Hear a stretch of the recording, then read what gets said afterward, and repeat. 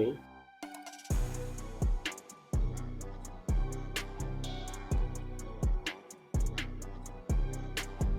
তার লাগানোর জন্য সোল্ডারিং করে নিলাম।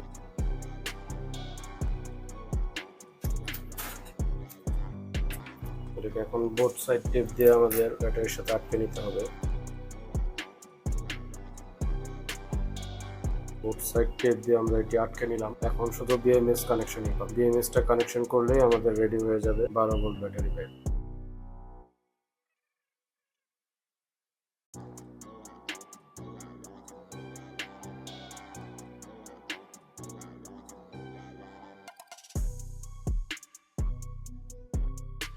তো এটা আমরা বি প্লাসে কানেকশন করব। আমরা মোটামুটি এটি রেডি করে ফেলেছি। বিএমএসটি প্রয়োজনের স্বার্থে একটু ঘুরিয়ে নিলাম। লাইনগুলো মোটামুটি এরকম করে করেছি, plus minus plus minus plus minus. এখন কানেকশনগুলো দিলেই আশা করি ব্যাটারি ব্যাগটি তৈরি হয়ে যাবে। এখন আমরা টেস্ট করে দেখব এটি 12 ভোল্ট সাপ্লাই এখানে দিচ্ছে কিনা।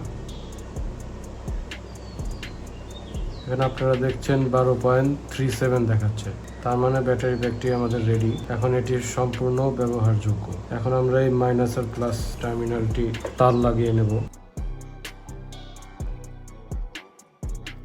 আমাদের বিএমএস কানেকশনটি দেওয়া হয়ে গিয়েছে। কানেকশন দেওয়ার পর দেখতে কিছুটা এরকম দেখাচ্ছে।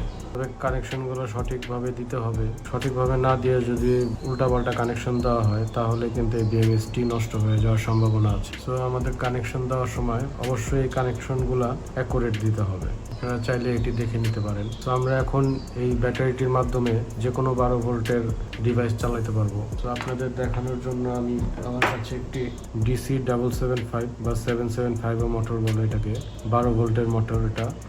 এটা একটা ড্রিল সেট বসানো আছে। তো এই মোটরটি 12 ভোল্টে চলে, ফুল আরপিএমে চলে 12 ভোল্টে। সো আমি এই ব্যাটারিটির মাধ্যমে এই মোটরটি কীরকম চলে সেটা আপনাদের দেখাবো।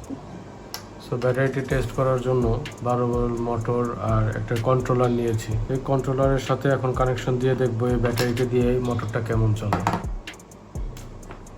এবার দেখাবো এই ব্যাটারি প্যাকটি দিয়ে এই মোটরটি কি পরিমাণ স্পিডে ঘুরতে পারে।